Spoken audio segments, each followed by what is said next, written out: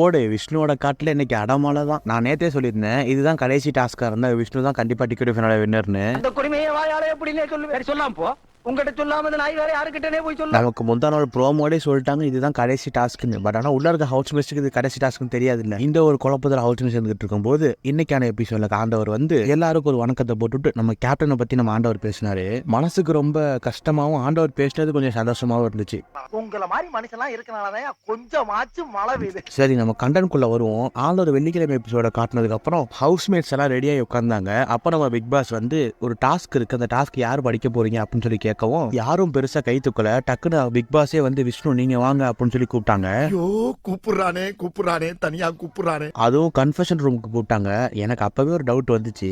உள்ள விஷ்ணு போனதும் விஷ்ணு இது ஒரு பயங்கரமான டாஸ்க், இது நீங்க போய் எல்லாருக்கும் முன்னாடி படிங்க அப்படின்னு சொல்லி நம்ம பிக் பாஸ் சொல்ல வழக்கமா டாஸ்க்னா ஒரு புக்கு மாதிரிலாம் கொண்டு வருவாங்க. பட் ஆனால் இப்போ லெட்டர் மாதிரி கொண்டு வந்தாரு நம்ம விஷ்ணு. அதை எல்லாரும் முன்னாடி பிரிச்சு பார்த்தா வாழ்த்துக்கள் நீங்க டிக்கெட் ஃபினாலே வின்னர் ஆயிட்டீங்க அப்படின்னு சொல்லி சொல்லிட்டாங்க.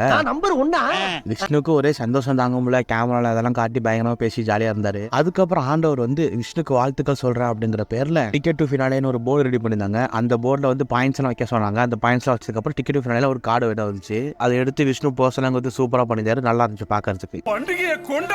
இதோட முக்கியமான மேட்ரு விஷ்ணு விசித்ரா போட்டு பங்கமா கலாய்ச்சிருக்காரு. அதனால நம்ம அடுத்த வீடியோ நம்ம டிஸ்கஸ் பண்ணலாம். ஸோ ஃபைனலாக நம்ம வீடியோட எண்டுக்கு வந்தாச்சு. உங்களுக்கு இந்த வீடியோ பிடிச்சிருந்தா லைக் பண்ணுங்கள், ஷேர் பண்ணுங்கள், கமெண்ட் பண்ணுங்கள். மறக்காமல் அந்த பெல் பட்டனை கிளிக் பண்ணுங்கள். டாடா பாய் பாய்.